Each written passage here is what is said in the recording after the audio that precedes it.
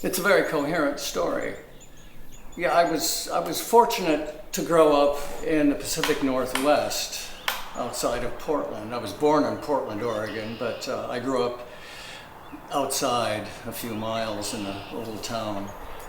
I think particularly what really blew my mind was the Pacific coast in Oregon. I would say by 5 years old, I was completely raptured up in ways I didn't understand and spent my life sort of unpacking and still am. The incredible energy and sweep off the vast Pacific, I just felt like I was facing the cosmos. And this fabulous breadth and energy and breadth and beauty and power and magnitude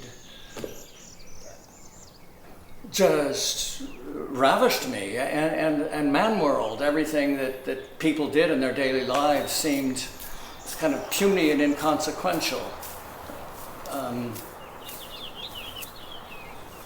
I remember as a child walking along the Oregon coast and seeing 100-foot long fir trees that had been uprooted and tumbled along the shore. I was like this tiny person among these titanic forms. And then up in the mountains, the Pacific Northwest, the Cascades, these incredible mountain streams bounding down from snowfields across gleaming boulders. These streams were so alive they hardly stayed within their banks. There was an aura around them.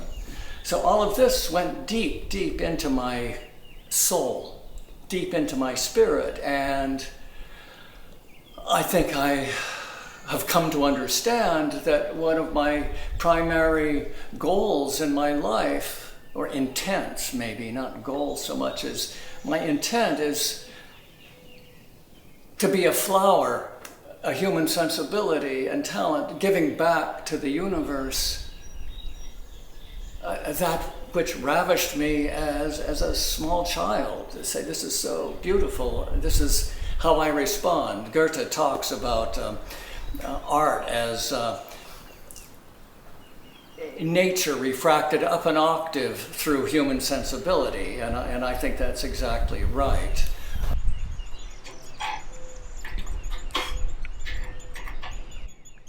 So working on a progression up to this. So it's like music. There's a certain notes, or like poems, rhyming forms and a rhythm in which they occur. Like these three pieces, I just put related to each other here. This is called Getting Past Experience, and it was followed by Insistent Mind, and then the last of the three was Trust This Moment. And so it was a whole interior progression of, and the work is kind of a document of a psychic spiritual evolution.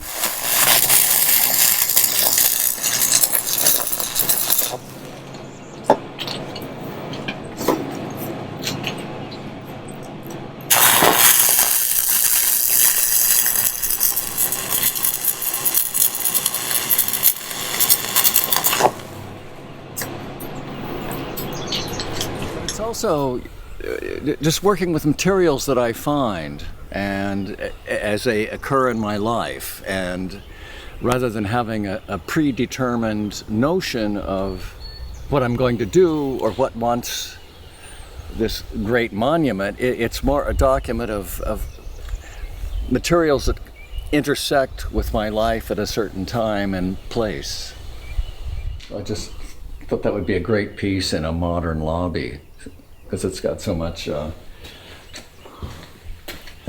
hand done. It's just that the work needs to be done. It occurs to you to me, and the materials are there, the moment is there, and this is what I imagine. So I start doing it, and I have no idea where it's coming out, but I just know this moment calls for it. And sometimes it puzzles me. I end up not understanding, but I know, that's what this moment called for. And then succeeding works reflect back on that, and I see that I was turning a direction that I didn't fully understand when I did the piece. And succeeding works make it clear what was going on. So the whole process, the whole living life of basing how one lives on creative engagement with the materials of your life is its own narrative. It isn't like, I think it first and I'm going to execute it. It's like one finds one's way by acting and trusting that act.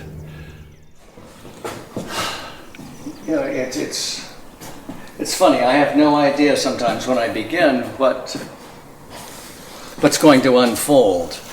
It's always like a voyage of discovery. And it's a document of materials I pick up in my many moves around the world. In this case, this was a bunch of wood scraps I raided from a carpenter shop dumpster, and I just started laying them out on the floor and building a lattice work pattern.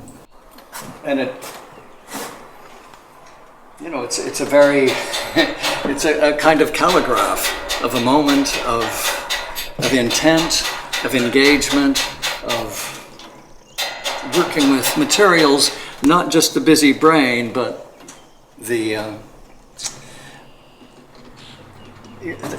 it's in dialogue with the material world, drawing us into engagement. The mind is so fast and slippery that it can justify anything.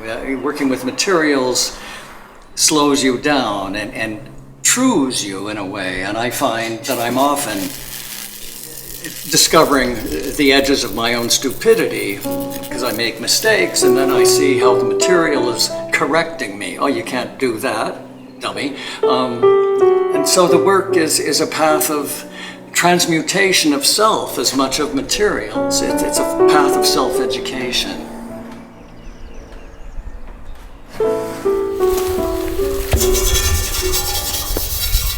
At night, you can see the moon reflecting off this disc. I was wandering around a factory in Lowell, and at night, there was a big pile of, like a building had collapsed, and this piece of steel, which was probably like a water supply or something, had been bent, and I saw it, and I balanced it on this point in the pile and said, well, that's very cool. And I was walking halfway home, and I said, wait a minute, I'm not going to leave that. So I ended up carrying this 3 blocks through.